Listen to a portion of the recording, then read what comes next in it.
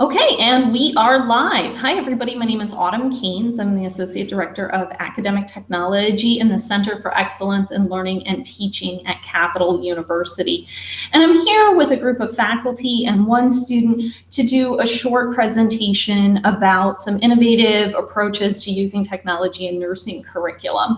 So we've got Tracy Hogue with us today, who has taken this approach. I'm going to let Tracy introduce herself. We're going to do a round of introductions and we're going to jump into the presentation and then a conversation.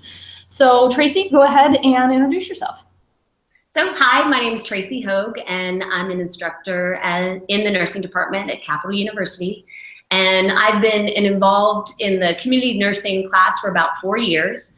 My first 2 were as an adjunct clinical instructor, and the last 2 have been as being part of the course production and sharing and team teaching with Debbie Jansen. And I absolutely love this class. It's my favorite thing to teach. That's always awesome, right? It's always great when you get to teach what you love. And you mentioned Debbie. Let's let Debbie introduce herself. Hi, and I'm Debbie Jansen, Assistant Professor with Nursing, and I absolutely love having Tracy join me as team professor of community health. And we've, since she's joined, we've done some rethinking along with our new curriculum plan of community health. And that's what we're here to talk about today is one of the innovative things with technology that Tracy's brought to the program in our course. So exciting. Yeah. And I'm super excited because we have student voice in the virtual room, and that's always a treat. So Carol, will you please introduce yourself? Hi, I'm Carol Moore, and I am a recently graduated student nurse, and I took community nursing with Professor Hogue and team, and that was a great experience, and I'm glad to be able to share here today. Awesome. Thank you so much for joining us, Carol. So Tracy, I'm going to go ahead and turn things over to you. I know you've got a presentation for us and you're going to call on Debbie and you're going to call on Carol to give us some information, but give us some information first and then we'll jump into a conversation about the course and some of the changes that you made. Great. So I'm just going to launch into this little PowerPoint just to help us think about rethinking an old assignment. And I thought it would be helpful before we discuss how we have evolved for you to kind of have a sense of what the old assignment looked like in the first place. So basically, this is a semester-long assignment. Student clinical groups are paired with community agencies that many of which serve vulnerable populations. So for example, we have student groups who are assigned to schools or food pantries, rec centers, you get the idea. And these students are supposed to conduct a holistic assessment of the health status of the community. So they do this by conducting a windshield survey, doing key informant interviews, reviewing public health databases, and basically immersing themselves in the community through a variety of activities. Then we ask them to analyze this data, identify a health need, and to create a health education project that they implement within the community that addresses that need. So it is a lot of work with many components, and the students do amazing things that basically knock us out every semester. Each of the students' groups at the end of the semester present their work to their classmates so we can learn from each other's experiences. But in the end, all of this is sort of cataloged in a 3-ring binder that ends up sitting on Debbie's shelf. So the point of the assignment in general is for the students to see how a population is assessed versus an individual patient, because this class is in their senior year, and up until this point, that's what they've been focusing on. We want students to recognize ways that we can prevent illness through education, as opposed to only taking care of people when they become ill. We want them to think through the planning of an educational event and how they will implement and evaluate their ideas. The students spend a lot of time recognizing the strengths and weaknesses of their communities And we want them to become aware of values and beliefs that may be different from their own. Communication in this class is enormous. We really want them to learn how to listen, how to receive information from various sources, and how to give information in a way that's meaningful to their recipients. We want them to really consider, how do you reach your audience? And lastly, the assignment and trust and professionalism, and all of these things come into play. Overall, it's a great assignment for senior nursing students to pull together all that they've been learning and to use it in a new way while they develop new skills. So then along came Innovate. And if you're not aware of this offering at Ohio State, I highly recommend it. It's an event, a conference that happens in May at Ohio State, and the focus of the conference is on technology and education. So I went to this event, well, just last month in May, and also in May of last year. And I heard Judy Dunnigan speak. She teaches community nursing at the master's level at Ohio State. And she has her students do a similar community health assessment. And she basically came to Innovate to discuss a change that she had made to her assignment. Basically, she asked her students to learn any new technology, any one at all, and to incorporate that into their community nursing project. Her instructions were basically that open-ended. So 2 of her graduate students came to the event as well to discuss their learning experience. So the students said that initially they were really intimidated by the assignment. They were worried that they weren't going to meet expectations because of the broadness of the instructions. And you can remember, these are practicing nurses getting their master's degree. So they were already fairly comfortable with their nursing skills, but the idea of teaching themselves a new technology was something that was really daunting. But in the end, they did something really amazing. Through their needs assessment, they determined that food insecurity was a major health concern in the community that they were studying. So they taught themselves how to create an app. And that app made it possible for people to locate sources of free meals at any time on any day throughout the city. It's kind of amazing. So this really got me thinking about our assignment in our undergraduate community nursing course. And I wondered how we could maintain our original goals of the assignment while interjecting some new life and hopefully new learning into the experience. Okay. So that's when I came up with this idea of our students creating a website instead of this binder to catalog their work. I liked the potential that this idea had. I thought the students would be able to share their work instead of it sitting on a shelf. I possibly saw it as a medium that they could provide information in the future, depending on what their line of work was. And I also love the idea of them investigating a new form of communication. So I thought it was important for us to provide more guidance to my undergraduate nursing students about using technology, because nursing students are generally assessed through tests and papers and return demonstrations. And I didn't want this new end product to cause them undue stress. I really wanted to be sure that they understood our expectations, and hopefully that would ease any distress that they were feeling. So we used our existing project guidelines as a scaffolding for the students to build their websites. This way the students knew what the content of the website needed to include. But other than that, we told them to feel free to experiment and be creative and not be afraid of making mistakes. And I'll just say that's not something that they hear often in nursing school.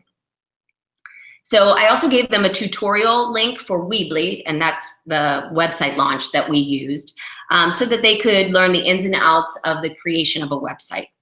Weebly is fairly intuitive and functions a lot like PowerPoint, so this is something that most of the students already are very familiar with.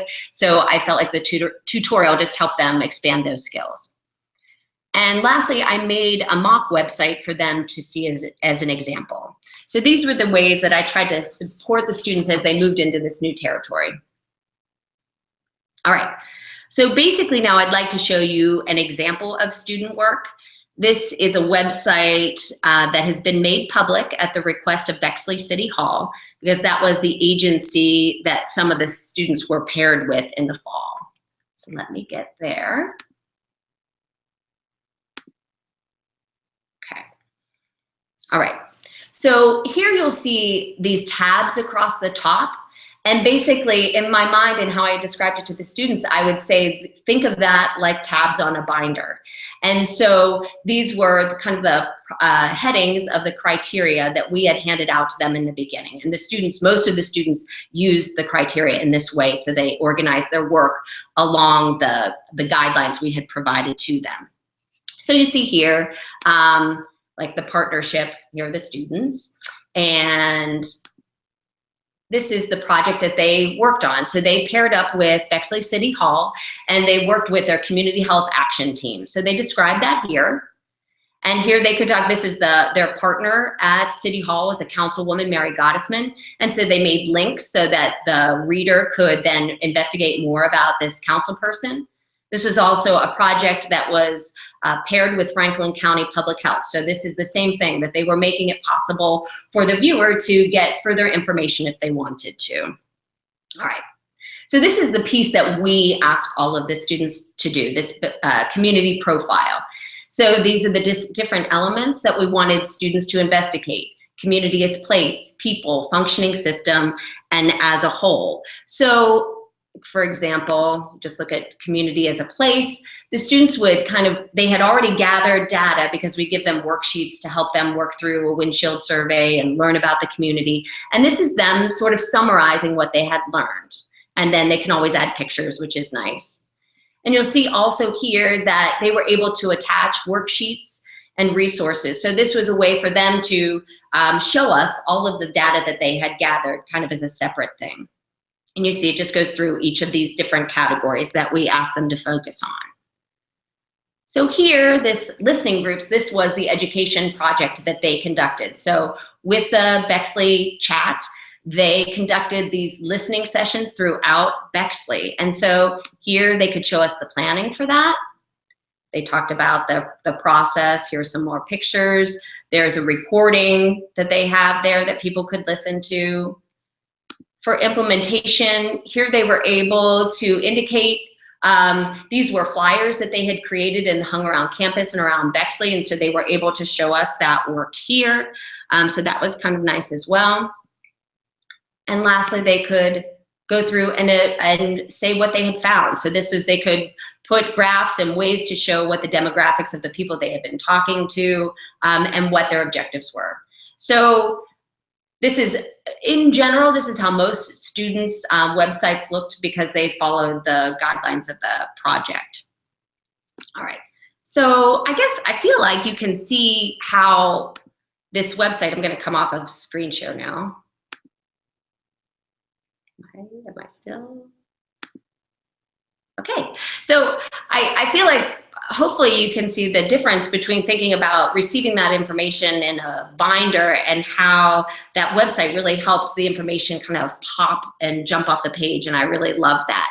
And as much as we feel like, or I guess I can't speak for you, Debbie, that that the website was a nice replacement for what the binder did in the past, we ran into several snags and difficulties, things we hadn't foreseen. We've also kind of circled back and thought to ourselves, how can this be more than a replacement? Like this is more than that. And so are we missing opportunities to teach things? And so I think that we're hoping that maybe today we can spend some time talking about that. Like what are other opportunities, other things that we can teach as a result? So what I'd really love to do is ask Debbie at this time, if you, just knowing you've been teaching the class for a really long time, knowing how students have interacted with this material in the past, did you see this as adding or subtracting to their learning experience, and in what ways? Well, when you brought this, Can I ask? Tracy, can I ask you? I didn't hear that, I'm sorry. Can I ask you to mute your microphone? We're getting a bit of an echo, which we weren't getting before, but sometimes once you go live, things change a little bit. That's perfect. Go ahead, Debbie. Okay. Tracy, when you came back last year from the workshop and you kind of excitedly presented this, what really kind of caught my spirit was the fact of how creative and visual it was going to be for the students and for us as faculty. I always look for things that will do that. And as you showed, just that quick example of Bexley Group's work, just again showcased how proud we are of the work that they do and how much it showcased and visually can showcase the work that was done over just skimming through a binder. I think it's just another way of how in today's age, the IT kind of way of expressing and showing work, excuse me, is what's done. And that was another way. I think these are senior level students, and a part of the leveling of the work of senior year, not just this course, is helping them transition and develop the skills that they need to graduate and interview and progress to practice. And one of the things this really connected to me is my daughter is a marketing, PR, mixed media graduate, and how this is also a part of her world and so comfortable, and how it was a part of how she interviewed. All her projects were on an iPad. She could go and present. And one of the things we talked about was, excuse me, my voice, was if even a component of this with community health, with the work they do in research their senior year, with the work they do in some of the other courses, would be something that would be available to them with a skill set that they could learn through this project, that they could take with them for interviewing, because it's a very competitive world for nursing these days. And interviewing is so much different than it was for me. So I think having this creative and visual characteristic kind of learning the skill sets and the ability to adding this to this huge assignment was a huge plus. We did see a few kinks along the way that we've tried to work through, some things that we know we and would love to partner with Autumn and IT as we continue. Another piece is that my shelf is full of binders. And nobody can see those, right? And I don't have room for more. And it just sits there, and it's really not useful information. I can pass it on as examples, but still, I hate the fact that it is just information that sits there. And we want our students at our partnering sites to just build upon the wonderful work of each clinical group. And I think this hopefully could add to it. I think it's also a process that hopefully allows the students to work more creatively with each other than just filling binders, doing worksheets, and it just becomes more about completing the task of the assignment. Right. Very interesting. We're going to toss things back to you, Tracy. Oh no.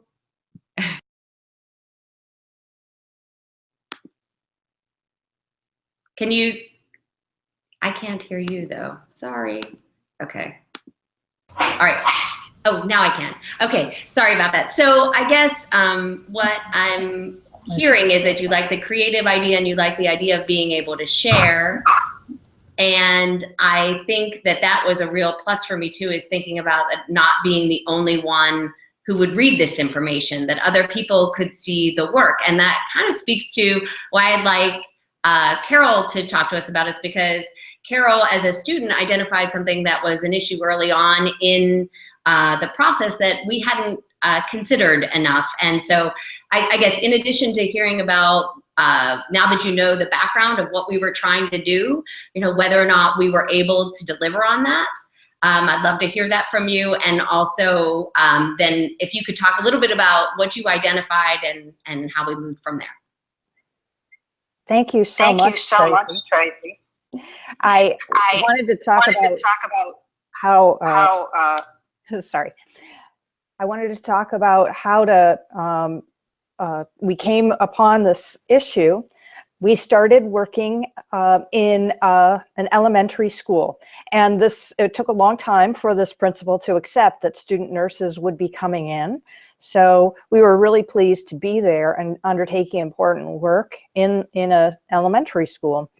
However, when our assignment was to make a website, which at the end of the semester, the final product would go live, I thought that would not be respecting the principal's understanding that that we would respect the privacy of the students at that school, and that the principal might never let a group of student nurses come back, which was just a wonderful assignment and so great. I wanted to not endanger that. So I came to Tracy and I said, is there some way that we can do this? I love the idea of the website, but can we keep it so that it's not live, so that it doesn't have exposure of our students, even though any pictures that we had no identifiers? Still, the idea of having a website go live about the inner workings of what's happening at the school was definitely not what the principal signed up for. And Tracy was very receptive to hearing me come in and bring this up. And it became a question that I thought was really appropriate to look into for this whole assignment, which is that sometimes it's appropriate to go live with data, and sometimes the vulnerability of our subjects means that for many reasons, we need to not publicize this data.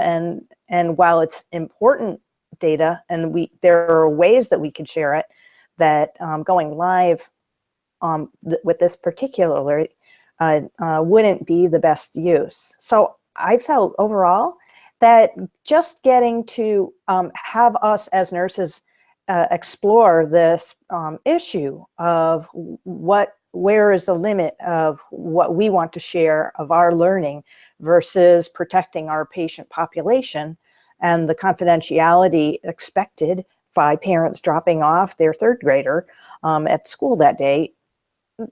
We had to balance that, and I think that's a really important skill for all of us moving forward into new media. As nurses, this is a very valuable skill, and I think that having this, as Professor Jansen said, on our resume is something that is going to be the difference between us getting that promotion or getting that job or not. Just it distinguishes us by having ability to learn new skills and new technology. So I thought it was extremely valuable that we did it, and extremely valuable that we looked into addressing that question.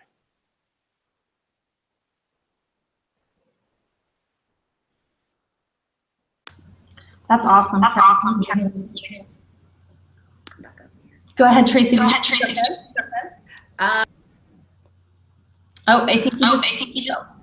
Okay, can you hear me now? Yes. Mm-hmm. Yes. Mm-hmm. All right. Well, I appreciate that, Carol. And obviously, in my mind, I didn't realize there were so many different levels to how you can make something private versus public and the gray area in between there. And that was just something that I recognized that as a nurse was not something that was ever part of my education. And so this was a moment where I where what I wish I had done was contact Autumn to learn more about how these things could potentially work. And so now we're having that conversation, thinking about moving forward. How do we make this better? How do you honor the privacy of your subjects, of your population? In some cases, like Bexley, they wanted us to share the information, and on other occasions, we were just minding, gathering our data, creating the website, but keeping it in an edit mode so that it never went public, so that we could honor the privacy. And I really am thankful that Carol brought that to our attention. So I guess that's all that I have to say. It's been a great learning experience, and I'm looking forward to thinking through some new things with Autumn. So I'll go on mute now. That's fine. That's fine. Yeah, unfortunately, we do seem to be having an echo problem. A lot of times with these Hangouts, we can leave the microphones open and just kind of, but unfortunately, we're going to have to kind of take turns by muting our microphones, because we do seem to have an echo problem, which we didn't have during testing yesterday. So that gets into that messiness when we get into starting to use technology. That is uncomfortable, especially I think for nurses, because when you're in a situation where, you actually have to use technology on a fairly regular basis, and it needs to work sort of consistency. You move into using some of these more social tools, consumer tools, those can be very messy sometimes, right? So I can see how that would be uncomfortable for nurses. At the same time, simultaneously, I think that especially for a class like this, I think it's incredibly important for health professionals of all kinds to be able to have a public voice and to grapple with and think about the differences between a public voice and a private voice, especially when you're dealing, like I said, with these, health concern kind of things. There's lots of situations where having a big public voice about things concerning community health, that can be extremely powerful. But when we start talking about individuals, when we start talking about individual like HIPAA concerns and health concerns, even at a community level, be that a class full of children or something like that, then we need to start thinking about, having that private voice. So I think that's something that is really powerful that the assignment does. But what I heard you struggle with, and Tracy created some questions for us to sort of talk about in this to address some of the things that could make the course better. So one of the ones that I think is important for us to deal with right off the bat is this one. How do we help students get more meaning out of this assignment? And Tracy, maybe I can throw things back to you just for a second and tell me why this is even a question to begin with. Why is this something? What were some of the maybe criticisms that you heard? What were students not getting? Why weren't they getting meaning out of the assignment? Okay, so I guess what I saw was, and possibly it was my own fault, that I was talking about them seeing it as a virtual binder. And so they were treating it like that. So some of the pros that students were listing, because I did some surveys after both semesters, the pros might be things like saving on paper, or it costs less. And I was like, okay, that's not like that's a bad pro, but boy, I feel like we could shoot higher than that. Like what else should we be thinking about? A lot of the students felt like it was redundant work.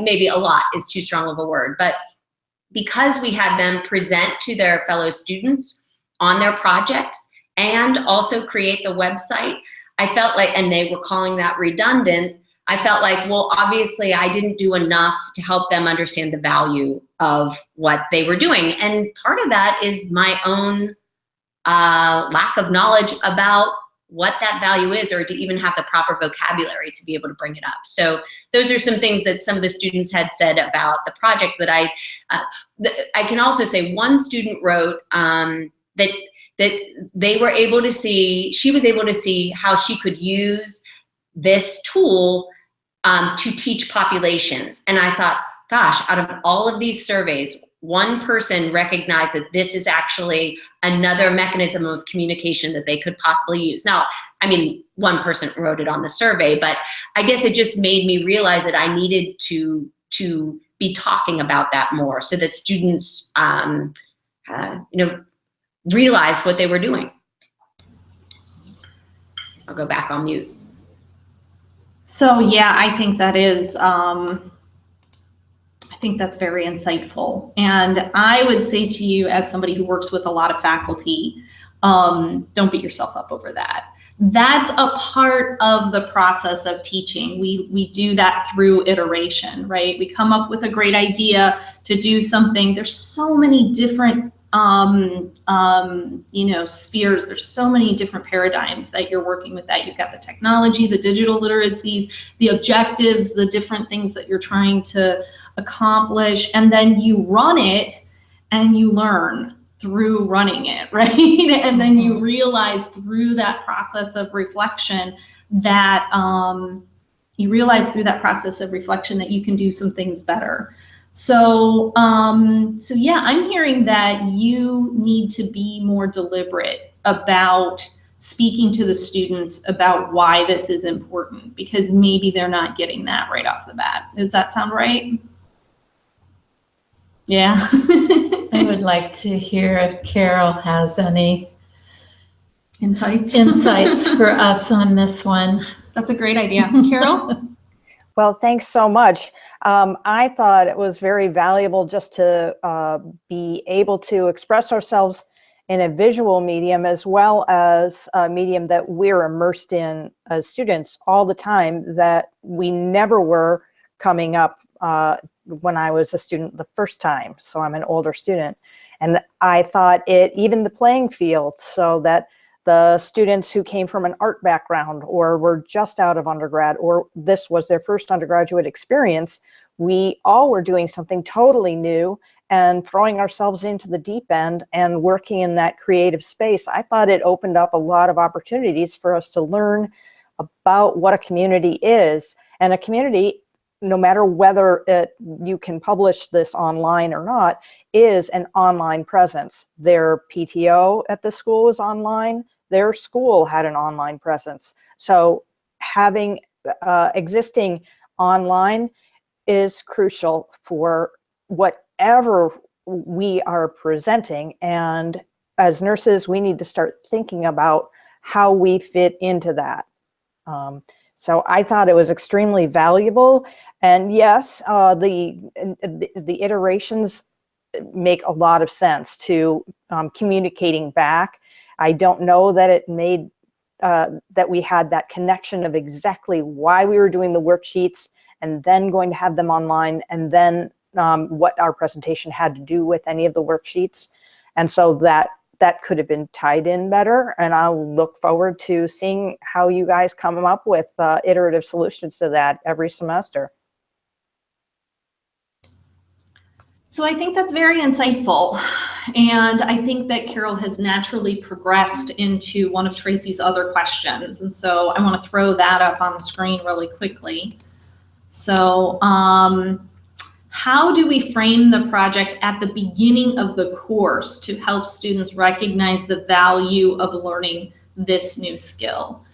And I will say that I think that there's something about that communication to the community, to not thinking of the community just as the community that you've been assigned, but helping that community that you've been assigned to evaluate, think about the way that they're going to communicate to the larger community. And I think something like a public website can do that. You can also create those more private sites for that information that needs to be maybe just shared within the community that's been assigned, if that makes sense. And I think that will be much more powerful than And not that this isn't important. I still think the saving of paper and the, being able to access things a little bit better, those things are important. But, I'd make it very clear to students, that those things are sort of the side benefit that comes from an assignment like this, that what you really gain is having those conversations, learning within yourself what you should be saying publicly, what you should be saying more privately, and also all of the digital literacies that come with learning how to build a website. And like I said, I've talked privately with Tracy and with Debbie about even upping that a little bit to a domains project where people would actually own their own domain and work through something like that. And we can talk about it. It might be too much, but I think that would be a really exciting way to really empower students to have ownership of the web, and I think it'd give you a little bit more control as well in terms of that. And that gets into the weeds a little bit in terms of the technology part of it, which is important. But I think the real power of this assignment is getting students to really carefully consider the public-private when working within the community in terms of public health. Does that sound right? Can I say something? Can you hear me okay?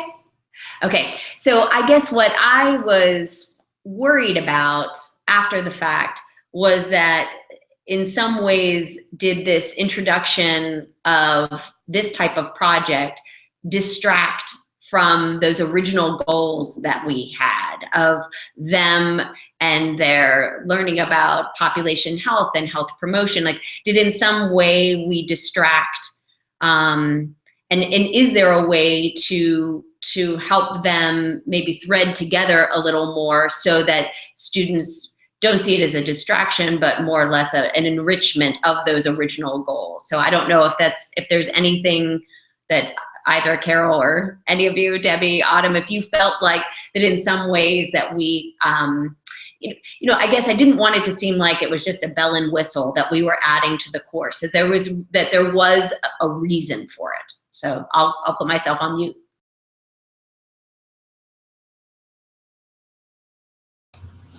Carol, did you have something to say about that? Through the course, I ended up going to a presentation on the Zika virus, and then I added myself to the CDC's Zika information bulletin every week. And I thought, and in reflecting now, I think it's really important for us to do population health. It's really important for us to do community work. And it's also important for us to learn how to close that circle and get information back out to the public. So I don't know exactly how to make it always work for each of our groups, but I think information literacy and finding out a way to have maybe the Zika emails might be an interesting output idea or format, something where how is population and health information being given to the consumer, and how can we understand that as students, understand that format and think about how we could get information out to the public who it could really make a difference for. And I think that is just sparking all kinds of ideas for me about where public health and where community health nursing could be for student groups. So if I'm coming up with ideas, I'm sure you guys are too. I think that's awesome, Carol. Thank you for that. And I think that hearing Carol talk about what her needs are as a student frames this up, that this is something that should be a part of the outcomes of this class, that she's finding a benefit of it. I can't speak to whether or not it takes away from the original outcomes of the class. And I guess I'm going to turn to Debbie to sort of reflect on that. Because I don't know what the original outcomes of the class were. we haven't sat down to actually do a design proposal. And I'd say that would be the next step, is come into CELT, come into the Center for Excellence in Learning and Teaching. Let's take a look at those original outcomes, and let's see if maybe there is something. I mean, I feel like this, I'm going to flip over to my screen share real quick before I turn things over to Debbie and pose this question, right? As nursing instructors, what opportunities for teaching digital literacy have we overlooked because of our own limitations in this field? And I wonder if maybe it's a question like this that's pointing toward the fact that maybe the outcomes need to be updated. But we have not done a curricular review of this particular class.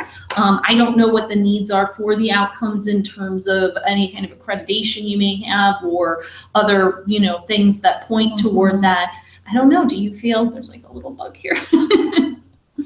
Well, I guess I've never really thought that adding this particular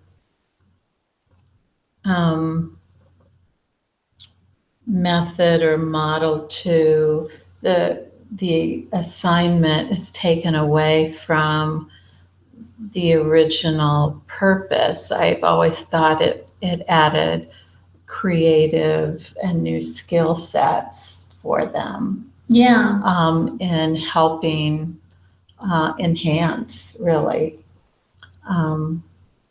As far as you turning this particular question toward me, yes, I do have limitations as far as digital literacy. And you know what, we all do. Everybody does. I do need more knowledge base of new digital classroom, what is our new opportunities. Tracy is the one that really attaches to those. It has a high energy and brings the ideas. So I need to meet her halfway. It's fun the way that we can kind of push each other, right? Yes, she pushes me in this one. So would love to sit, and we've talked to you about that, the sitting and kind of just evaluating where are the opportunities other than just this one. Yeah. Well, and I think it points to, maybe updating those. And I wanted this to not be so much about the digital literacies of the instructor as much as the outcomes of the course. Right. And really incorporating that as being clear with the student that the digital literacy piece of it is a part of the outcome of the course, that they're going to build these toward having a public voice. Right. And Carol is so correct. In community health and population health, we have to use resources. We're always looking at data and pulling from so many sites. It is a skill set. Yeah, and it's not an easy skill set, and it's a messy skill set because it takes a lot of kind of trial and error.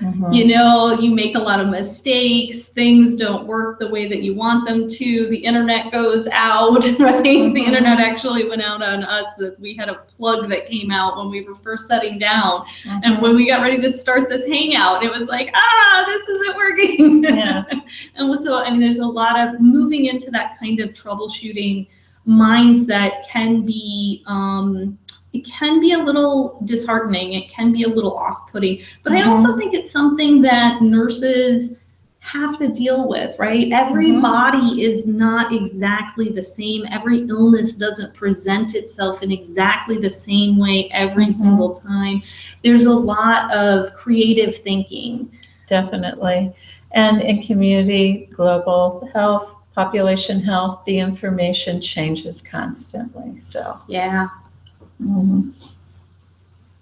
I'll turn things back to Carol and Tracy. Do you guys have any final thoughts that you want to give to sort of wrap things up here? I think that this has been a great conversation and a wonderful presentation. I think this is an exciting project, and I'm really excited again about going through that iterative process with you all and thinking about ways that we can improve it as we go forward.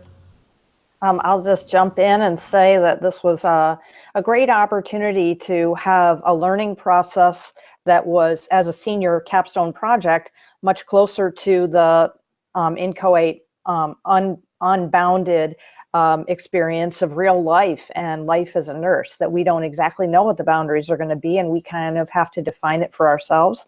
And I thought that senior year was a great time for all of us in our team to be thrown together and figure it out and produce something. And I would love to continue following your guys modeling the nursing process, that you jump into it without really having a diagnosis of what the population is and what the population needs. And your preconceived notions don't have anything to do with what the final outcome is. And that is true for what we found in our community and true for what we found in this project, and thinking what the limitations were and the boundaries were, but when we started was different from how we were at the end. So I'd just like to thank you and encourage you to keep making this process develop and keep being experimental. It makes it very engaging for the students and gives us an opportunity to have our creativity be part of it instead of just filling in made fill in the blank sheets. Thank you. I'll just say quickly, I just feel completely energized by just the spirit of collaboration. I feel like we entered into this because of a conference I went to, and I wasn't even utilizing the wonderful resource that Autumn would be to me. And now I think, oh my gosh, this is going to be so wonderful to be able to have us get together to try to, we'll just learn in the process. And I'm just thankful. And I wish I had thought of it sooner. And it just gets you excited about thinking about bringing different skill sets together and what we can gain from each other. So it just is exciting. So thanks. And I'll echo everything that all of you just said, and commend each and every single one of you as instructors and as students for taking on a project like this, because it can be scary. It's scary not just in terms of, oh my God, I can't make the technology work, but it can also be scary in terms of having that public voice, and especially, Carol, for you to have the insight that not everything needs to be public, and we need to have that conversation between what we want to keep private and what we want to make public. And I'm really inspired by all of you. So thank you so much. Debbie, did you have some final words that you want to wrap up? Okay. But thank you. Yeah. Thank you, Tracy, for bringing this to our course, and that we continue to refine this and have fun. Thank you all so much. Take care. Bye.